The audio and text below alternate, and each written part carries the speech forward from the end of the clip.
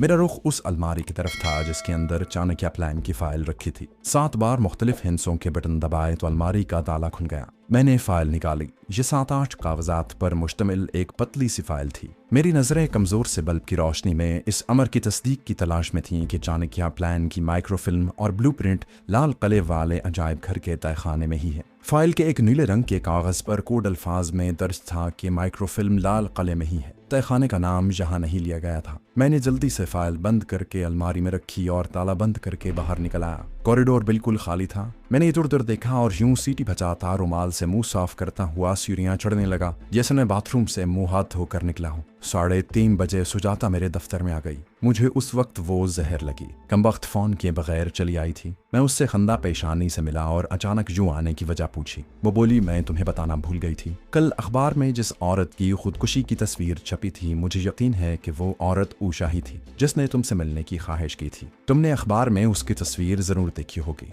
मैंने बेनियाजी से कहा, अखबारों में रोज किसी न किसी की खुदकुशी की खबर छपती रहती है। मेरे पास इतना वक्त ही कहाँ होता है सुजाता। और सुनाओ, क्या तुम सिर्फ यही इत्तला करने मेरे पास आई हो? हम कमरे में अकेले थे। सुजाता ने बड़ी मोहब्बत से अपना सर मेरे कांधे पर रख दिया। किशन डियर, सच जानो मैं तुमसे मिलने के बहाने ढूंढती हूँ। मैंने इधर ही दिल में कहा कि कहीं किसी दिन मुझे जेल न डूबे, लेकिन मुंह से आवाज कुछ और निकली थी। मैंने कहा, मेरा भी यही ख्याल है सुजाता। और फिर चंद महीनों की बात है, तरक्की होते ही हम एक दूसरे से ब्याह के बंधन में बंध जाएंगे। सुजाता ने नाराज होकर मुंह दूसरी तरफ कर लिया। मुझे तुम्हारी तरक्की नहीं चाहिए, मुझे सिर्फ तुम चाहिए बस। मैंने उसे समझाया कि ब्याह शादी कोई बच्चों का खेल नहीं होता। इसमें बहुत सी बातें पहले से सोचनी पड़ती हैं। शादी के बाद बच्चों की परवरिश और देखभाल के लिए पैसों की जरूरत होती है। चलो उठो, हम अशोका में फिल्म देखने जाएंगे। मैं घर में कहकर आई हूँ कि किशन के साथ मैटिनी शो देखने जा रहे हूँ। उस रोज सुजाता के साथ फिल्म पर या किसी भी जगह जाने का सवाल पैदा नहीं होता था। वो तो मेरे मंसूबे पर अमल की रात थी और अभी मुझे बाजार से नायलॉन की बारीक रस्सी और चेहरे पर लकीरें डालने के लिए स्याह पेंट भी खरीदना था। मैंने सुजाता से पहले तो बेपनाह अमली मोहब्बत का मुजाहरा किया और फिर उसे इस बात पर राजी कर लिया कि हम कल मैटिनी शो देखने जाएंगे।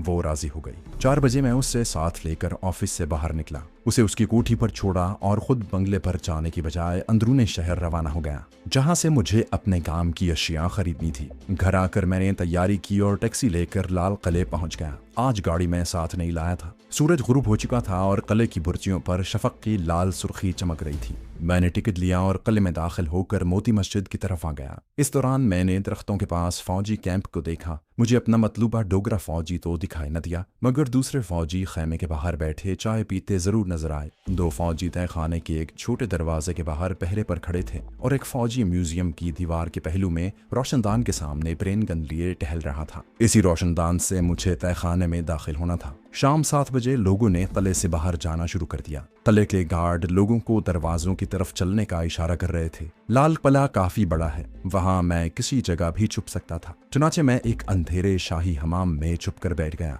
मेरी कलाई पर घड़ी की सुइयां चमक रही थी। कुछ देर तक बाहर से आदमियों की आवाजें सुनाई देती रहीं, फिर सन्नाटा छा गया। मैंने 2 फुट लंबा आंकड़ा निकाल कर अपने पास ही संगमरमर के फर्श पर रख लिया। ये इंतजार बड़ा बेसब्र था, मगर मुझे इस किस्म के आसाब शिकन इंतजार की मशक थी। मैं सिगरेट अपने साथ नहीं लाया था क्योंकि सिगरेट पीने से खांसी आ सकती थी। तहखाने की बाहर वाली फौजी पिकेट पर शाम तक खामोशी और ऑल क्लियर की जो फजातारी थी, उससे यही अंदाजा होता था कि हिंदू डोगरा ने अभी तक मेरे बारे में नहीं बताया। अगर वो अपने कैंप कमांडर या किसी दूसरे फौजी को बता देता तो अब तक मिलिट्री पुलिस किले में मेरी तलाशी शुरू कर चुकी होती। लेकिन इस बात का इम्कान भी था कि मुखबरी की सूरत में मिलिट्री पुलिस रात 12 बजे मौके वारदात पर मेरे आने का इंतजार करती और मुझे रंगे हाथों गिरफ्तार कर लिया जाता। इस ज़हनी तनाव की हालत में अंधेरे शाही हमाम के ठंडे और खाली कमरे के कोने में बैठा तरह तरह के वसवसों में घिरा हुआ था। किसी वक्त ख्याल आता कि मैंने और पोशाली ने एक भारतीय फौजी पर भरोसा करके हिमाकत का सबूत दिया है। किसी लम्हे ख्याल आता कि नहीं,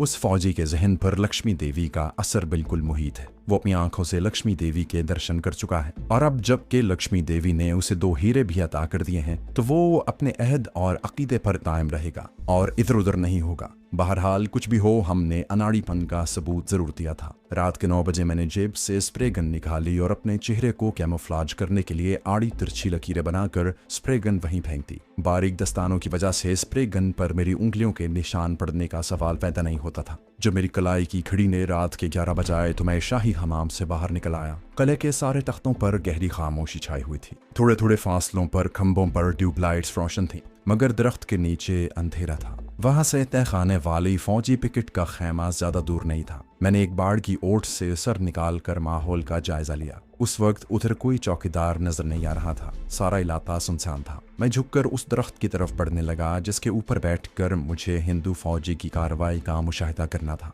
दरख्त के करीब पहुंचकर मुझे फौजियों की आवाजें सुनाई देने लगी। उस खेमे के बाहर एक फौजी 2 ब्रेन गन लिए पहरे पर खड़ा था। बाकी 3 फौजी लकड़ी के खोखों पर बैठे एक दूसरे से हंसी मजाक कर रहे थे। जरा देर बाद उनमें से एक अंगराई लेकर उठा और खेमे के अंदर चला गया। तहखाने के दरवाजे पर 2 सिपाही मुतय्यन थे। पहलू वाली दीवार के रोशनदान के आगे भी एक सिपाही ब्रेन गन लिए टहल रहा था। मेरा इरादा दरख्त पर चढ़ने का था, लेकिन पत्तों की खड़खड़ से हिंदू फौजियों की तवज्जो दरख्त की तरफ मबजूल हो सकती थी। इसलिए मैंने उसी जगह छुपे रहने का फैसला कर लिया और गार्डिनिया की बाड़ के पीछे सिमट कर शाखों से फौजियों की निगरानी करने लगा। मुझे अपना हिंदू डोगरा फौजी कहीं नजर नहीं आ रहा था। उसे लक्ष्मी देवी की हिदायत के मुताबिक ठीक आधी रात को सोमरस वाली चाय की जैनक लेकर आना था और अभी 12 बजने में पौन घंटा बाकी था। खुदा खुदा करके रात के 12 बजे तो मेरी बेचैन नजरें मलगजे अंधेरे में खेमे के बाहर बैठे 2 हिंदू फौजियों पर जम गई। एक सिपाही पहरे पर था जो फौजी खेमे के अंदर गया था, अभी तक बाहर नहीं आया था। अब खोखो पर बैठे हुए फौजी भी उठकर इधर उधर टहलने लगे। उनके कांधों से ब्रेन गन्ने लटक रही थी। मेरी बेचैन नजरें हिंदू फौजी डोगरे की आमद की मुंतजिर थी, मगर वो कमबख्त अभी तक दिखाई नहीं दिया था। फिर वो मुझे खेमे के पीछे से आता दिखाई दिया। मेरा दिल जोर से धड़का। उसके हाथ में चाय की चैनक थी। इस चाय में उसने यकीनन सोमरस मिलाया होगा। अब चंद लम्हों में फैसला होने वाला था। हो सकता था कि चंद सेकंड बाद डोगरा फौजी को हलाक करने के बाद मैं रोशनदान का आहनी जंगला उखाड़ रहा होता, और ये भी हो सकता था कि चंद सेकंड बाद वहां गोलियां चलने लगती और मैं अंधेरे में अंधाधुंध फले की फसील की तरफ भागता दिखाई देता। हिंदू डोगरा फौजी के हाथ में जन्नत देखकर एक फौजी ने उसकी तरफ मुतवज्जे होकर मजाक किया, अरे पांडे, ये चाय कहाँ से ले आया है जांगली? उस हिंदू फौजी डोगरे का नाम अभी तक मुझे मालूम नहीं हुआ था। बस ये पता था कि उसकी जात पांडे है। उसकी हरकत से मुझे अंदाजा हुआ कि वो कुछ घबराया हुआ है। ये बात बड़ी खतरनाक थी। उसकी जरा सी लग़ज़िश मुझे मौत के मुंह में धकेल सकती थी। वो बोला, सूबेदार जी, मुझे नींद नहीं आ रही थी, अपने लिए चाय बना रहा था, सोचा आप लोगों के लिए भी बना दूं। आपको तो सारी रात ड्यूटी देनी है। पांडे ने चैनक खोखे पर रख दी। खोखे पर पड़े हुए टीम के डिब्बों में हिंदू डोगरे ने चाय डालनी शुरू कर दी। वो कोई तजुर्बाकार जासूस नहीं बल्कि अनाड़ी फौजी था और महज अकीदे के बंधन में बंधा दौलत के लालच में ऐसा कर रहा था। उसका हाथ किसी भी वक्त गलत पड़ सकता था। मेरा दिल पहले से ज्यादा तेज रफ्तारी से धड़कने लगा। हिंदू फौजी ने मग्गों में चाय डालकर तहखाने के पास पहरा देने वालों को भी चाय पीने की दावत दी। उनमें से एक फौजी ने वहीं से आवाज लगाई, पांडे, आज क्या बात है, चाय इधर ही ले आए हो।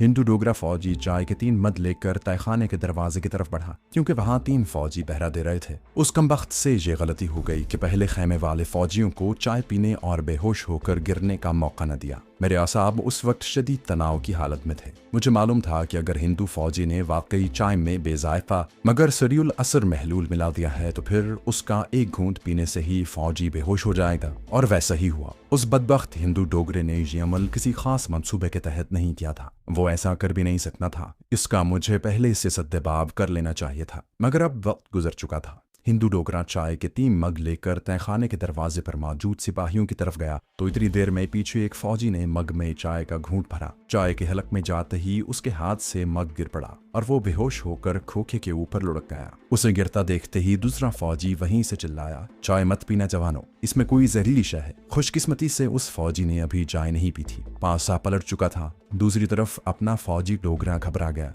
उसने चाय के 3 मग जमीन पर फेंक दिए। बोला, सूबेदार जी, मैंने इसमें जहर नहीं डाला, सोमरस डाला है, लक्ष्मी देवी का सोमरस। खेल खत्म हो गया था। अब खतरा मेरे ऊपर मंडलाने लगा था। वहां से भागने के लिए गार्डिनिया की बाड़ के अकब में लेट गया और कोहनियों के बल जितनी तेजी से रेंग सकता था रेंगता हुआ कले की फसील वाले तख्त की तरफ बढ़ा। और तब से मुझे फौजियों की पुचकिच करने की आवाजें आ रही थी। कहाँ से लाया था ये सोमरस? कहाँ मिली थी लक्ष्मी देवी? इसे क्वार्टर गार्ड में ब्रिगेडियर कमांडर के पास ले चलो। मुझे गोया मौत का सामना था। अगर हिंदू डोगरा फौजी ने ये बता दिया कि एक जोगी ने उसे ये सब कुछ करने पर वर्गलाया था और वो आधी रात को इस जगह पहुंचने वाला है तो फौजी यकीनन मेरी तलाश में भाग खड़े होंगे। मैंने अपनी रफ्तार तेज कर दी। आगे झाड़ झंकार से भरा हुआ गड्ढा आ गया। मैं उसमें गिर गया। बड़ी मुश्किल से अपने आप को पत्तों भरी शाखों से अलग किया और गड्ढे में से निकलकर दोबारा कले की अकबी फसील की तरफ रेंगना शुरू कर दिया। मेरे घुटनों और कोहनियों पर खराशों के निशान पड़ गए थे। आहनी आंकड़ा मेरी कमर से बंधा मेरे साथ साथ लुढ़कता हुआ चला रहा था।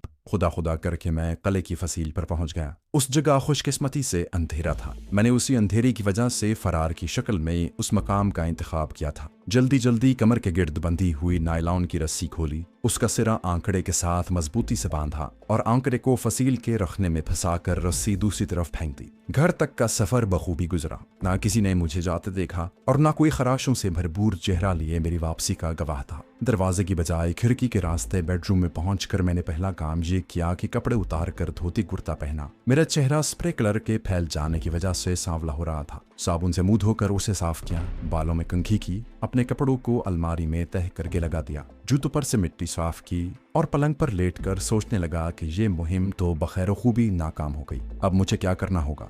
चाणक्य प्लान की माइक्रोफिल्म मैं हासिल न कर सका, मगर अपने आप को वहां से बचाकर निकाल लाने में जरूर कामयाब हो गया था। टेलीफोन मेरे करीब ही तबाही पर पड़ा था। पोशाली को फोन करना जरूरी था। मैंने उसका नंबर मिलाया। पहली घंटी पर ही फोन उठा लिया गया। आवाज पहचानते ही वो बेतरारी से बोली, क्या हुआ? मैंने कहा, कुछ नहीं। दूसरी तरफ एक लम्हे की खामोशी के बाद पोशाली की आवाज आई, कल सेकंड शो पर उसी सिनेमा हाउस की गैलरी में बात होगी। फोन बंद होने के बाद मैं देर तक परेशान ख्यालों में उलझा पहलू बदलता और सोचता रहा और फिर मुझे नींद आ गई। सुबह खिलाफ मामूल जल्दी आंख खुल गई। मैंने ड्राइंग रूम आकर अकबी दरवाजा खोला और बरामदे से अखबार उठाकर चौकीदार को आवाज दी। वो दूसरी तरफ कहीं था। तीसरी आवाज पर भागता हुआ मेरी तरफ आया। उसने करीब पहुंचते ही कहा, साहब आप कब आया? मैं तो सारी रात परेशान था। मैंने कहा, बस पार्टी में देर हो गई थी, मगर मैं 1 बजे तक वापस आ गया था। नौकरानी अभी तक क्यों नहीं आए? मैंने फौरन बात पलटी। वो बोला, साहब वो तो आकर इधर मेरे पास बैठी हुई है, दरवाजे पर ताला लगा हुआ था, मैं उसे भेजता हूँ।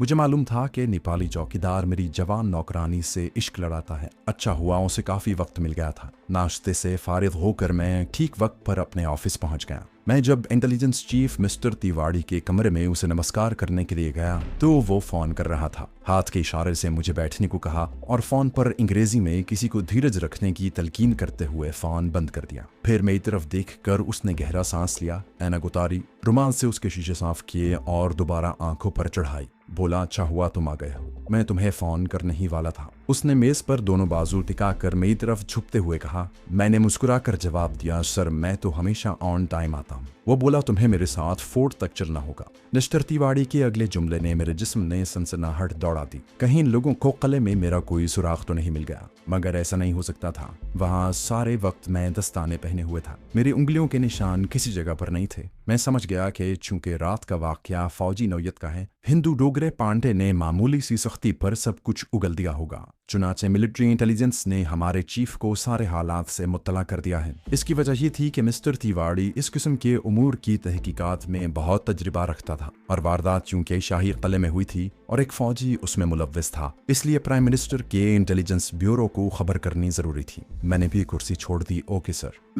गाड़ी मिस्टर तिवाड़ी खुद ड्राइव कर रहा था, मैं उसके पहलू में था। गाड़ी जब लाल किले को जाने वाली सड़क पर आई तो मैंने तजस्सुस का इजहार करते हुए पूछ ही लिया कि क्या फोर्ट में आज कोई खास तकरीब है। तिवाड़ी ने कहा, किसी ने फोर्ट के एक फौजी पांडे को बेवकूफ बनाकर म्यूजियम से नवादरात चुराने की कोशिश की है। मैंने मसनूई हैरत से पूछा, ये कब की बात है सर? वो बोला, कल रात का वाकया है। ये मुझे किसी गैर मुल्की एजेंट का काम लगता है। उसने फोर्ट म्यूजियम के नीचे तहखाने का नाम नहीं लिया था। मैंने कहा, सर गैर मुल्की एजेंट को म्यूजियम की तस्वीरें चुराने की क्या जरूरत हो सकती है? उसने एक पल के लिए मेरी तरफ देखा। तो फिर तुम्हारे ख्याल में वो वहां क्यों आया था? उसने हवालदार पांडे को सोमरस के नाम पर बेहोशी की दवाई क्यों दी थी? मैंने अपने चेहरे में जरा सी तब्दीली भी न होने दी। तिवाड़ी शायद मेरे चेहरे को ही पढ़ना चाहता था। मैंने अनजान बनते हुए कहा, सर असल किस्सा क्या है? मिस्टर तिवाड़ी ने जरा सा तौक़ुफ़ करके वो सारी कहानी बयान कर दी जो उसे मिलिट्री इंटेलिजेंस के चीफ ने बताई थी। मैंने कहा, सर मुझे तो ये साफ डाटे की वारदात का प्लान लगता है। मेरा एक एक लफ्ज़ हैरत और इस्तेजाब से भरपूर था। ये नवादिरात चोरों की कारस्तानी है। वही लोग जोगी साधुओं का फेस बदलने में महारत रखते हैं। ये लोग पेशावर चोर हैं और पिकेट पर गार्ड को बेहोश करके नवादिरात चुराना चाहते थे। तिवाड़ी ने आहिस्ता से कहा, ये वहां चलकर मालूम होगा। दीवान खास के मिलिट्री इंटेलिजेंस के कर्नल भल्ला ने हमारा खैर मकदम किया और अपने अर्दली से कहा, हवालदार को लाओ। फिर मिस्टर तिवाड़ी की तरफ मुतवज्जे हुआ। हवालदार पांडे को मैंने बुलाया है। उस पुरस्कार जोगी में पांडे को एक सुरमे तानी में बेहोशी का केमिकल देकर भेजा था। एक लम्हे को मेरा हलक खुश्क हो गया, कहीं वो मुझे पहचान न ले, मगर मैं तो जोगियों वाले भेस में था। सर पर कपड़ा बंधा हुआ था, मुंह पर राख मली हुई थी। मैंने खुद को तसल्ली दी, लेकिन उसके बावजूद मेरा दिल धड़कने लगा था।